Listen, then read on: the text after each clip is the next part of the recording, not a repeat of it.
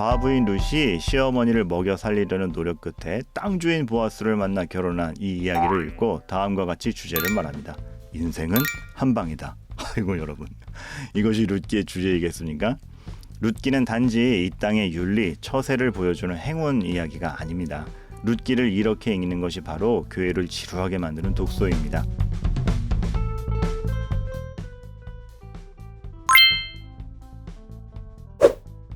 지난 시간에 우리는 교회는 맨날 똑같은 것만 가르쳐서 지루해라는 비판을 생각해 보았었습니다. 교회가 정말 성경만 가르쳐서 지루한 곳인가요? 그렇지 않습니다. 세이어즈의 말을 빌리자면 성경만 가르쳐서 지루한 것이 아니라 성경을 제대로 못 가르치기 때문에 지루해지는 것입니다. 그래서 교리라는 안경은 성경에 듬뿍 들어있는 광대한 하늘의 이야기를 보게 해주는 귀한 도구라는 점, 교리라는 안경이 성경을 단순한 명언 모음집으로 전락시키지 않고 하늘의 진리를 보게 해주는 좋은 도구라는 점, 이것이 지난 시간의 포인트였습니다. 그렇다면 오늘은 그 안경을 쓰고 바라본 성경 읽기의 신뢰, 룻기를 중심으로 살펴보겠습니다. 사실 룻의 이야기는 그저 한 여인, 한 가정의 에피소드로 기억하기에는 너무 큽니다. 타락의 시대, 베들레헴이라는 이스라엘 땅에 등장한 이방 여인, 그리고 그 여인이 하나님 민족의 법 테두리 안에 들어왔다? 여러분, 절대 가볍지 않은 이야기가 펼쳐질 겁니다. 어떤 성도분은 과부인 룻이 시어머니를 먹여 살리려는 노력 끝에 땅 주인 보아스를 만나 결혼한 이 이야기를 읽고 다음과 같이 주제를 말합니다. 인생은 한 방이다. 아이고 여러분, 이것이 룻기의 주제이겠습니까? 룻기는 단지 이 땅의 윤리, 처세를 보여주는 행운 이야기가 아닙니다. 룻기를 이렇게 읽는 것이 바로 교회를 지루하게 만드는 독서입니다. 교리의 안경을 쓰면 한 여인의 인생사, 심파극 같은 이 이야기는 하늘의 이야기로 바뀝니다. 먼저 룻기의 시대를 봅시다. 언제입니까? 외세의 침략과 내부적 타락을 반복하던 혼란의 극치 사사시대입니다. 하나님께서는 12명의 사사를 지도자로 보내지만 잠깐의 회복만 있을 뿐 끊임없이 타락을 반복하는 것이 이스라엘의 모습이었습니다. 그런데 이런 타락은 사실 태초부터 반복해오던 인간의 모습이었습니다.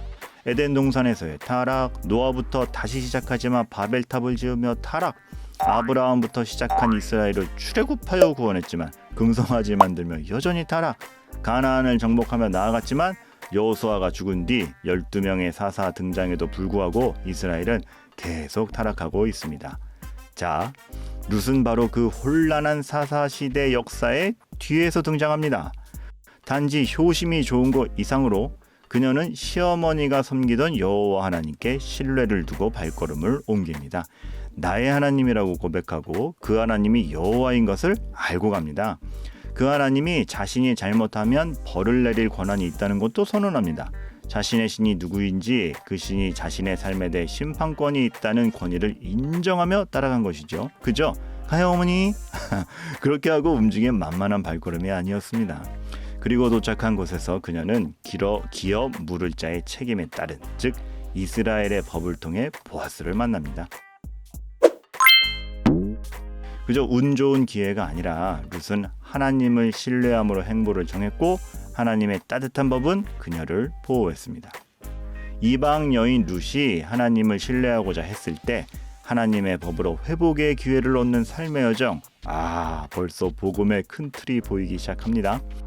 게다가 그녀가 만난 것은 유다족 속 보아스였으며 그녀는 오벳을 낳았습니다.